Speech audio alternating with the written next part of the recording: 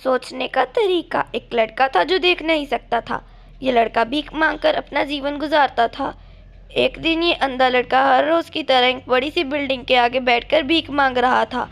उसी समय वहां से एक अनमोल नाम का लड़का गुजरता है और इस अंधे लड़के को भीख मांगता हुआ देखता है।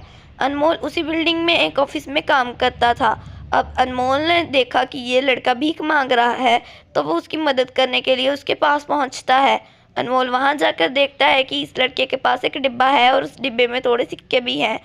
कुछ लोग आते हैं, इस लड़के को पैसे देते हैं और कुछ लोग उसे बस देखकर ही चले जाते हैं। अनमोल ने ये भी देखा कि इस लड़के के पीछे एक बोर्ड लगा हुआ था जिस पर लिखा था कि मैं एक अंधा लड़का हूँ, मेरी मदद कीजिए। ये सब देखकर अनमोल अब ये सोचने लगा कि इस दुनिया में भी बड़े कमाल के लोग हैं। जिसे मदद की ज़रूरत है उसे कोई नहीं करता।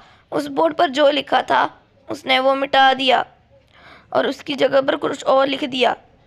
अब अनमोल उस डिब्बे में कुछ पैसे डालता है और ऑफिस की ओर बढ़ता है। फिर अनमोल ऑफिस पहुंचता है और हर रोज़ की तरह अपना काम करता है।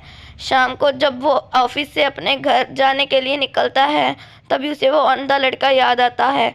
ये वो सोचता है कि मैं एक बार अपने घर जाने से पहले उस लड़के को देख लूं। मेरे लिखने की वजह से उसके जीवन में कोई बदलाव आया है कि नहीं। वो अब उस अंधे लड़के के पास जाता है। उसके पहुंचते ही वो लड़का खड़ा हो जाता है। वो कहता है कि भैया, मैंने आपकी आने की आहट से पहचान लिया है। आप वही हो ना जो सुबह मेरे आए थे और मेरे बोर्ड पर कुछ लिख कर चले गए थे। मैं आपको सिर्फ इतना ही पूछना चाहता हूँ कि आपने ऐसा क्या लिखा था कि मेरे बोर्ड पर जो कोई भी यहाँ आता है वो मुझे कुछ ना कुछ देकर ही जाता है।